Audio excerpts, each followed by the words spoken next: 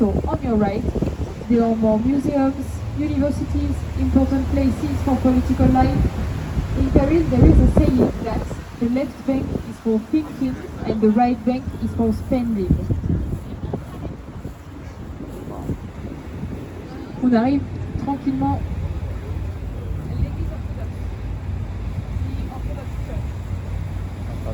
On arrive tranquillement au premier pont de notre visite. Il s'agit du pont de l'Alma. Et vous remarquerez sur la gauche du pont une flamme dorée. Cette flamme, c'est la flamme de la liberté. Elle a été offerte par les États-Unis à la France dans les années 80 pour remercier la France d'avoir restauré la statue de la liberté à New York. Donc cette flamme, eh bien, elle fait la même taille que celle qui se trouve sur la statue à New York. We are now standing in front the Alma Bridge, and right next to it on the left you can see a golden flame. This is the flame of liberty gifted by the United States in the 80s to thank France for restoring the Statue of Liberty in New York. So this flame is the same size as the one on the statue. And this place has also become a place of memory in tribute to Princess Diana, who died in a car accident in a tunnel right there.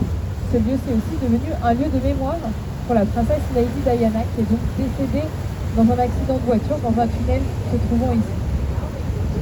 Et alors, juste après le pont, sur la droite, se trouvera l'entrée du musée des égouts de la ville de Paris.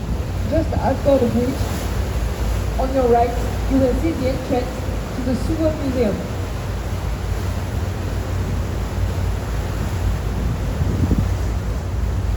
Donc l'entrée du musée est juste ici sur votre droite. The entrance is right there on your right. In Paris, there are 2,450 kilometers of sewers.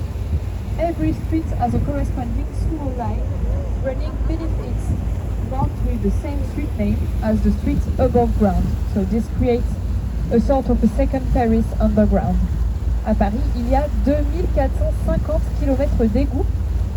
En fait, chaque rue est doublée d'une conduite d'égout qui porte le même nom que la rue qui se trouve au-dessus. Donc ça crée une sorte de deuxième Paris souterrain.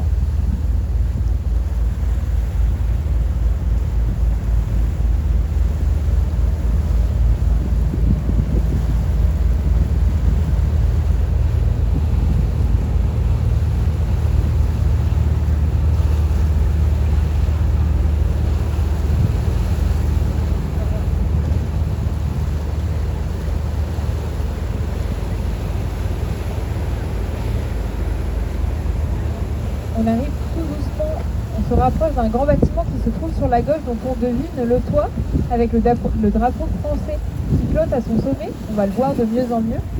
Ce bâtiment, c'est le Grand Palais. Il a été construit en 1900 pour l'exposition universelle et il est resté un lieu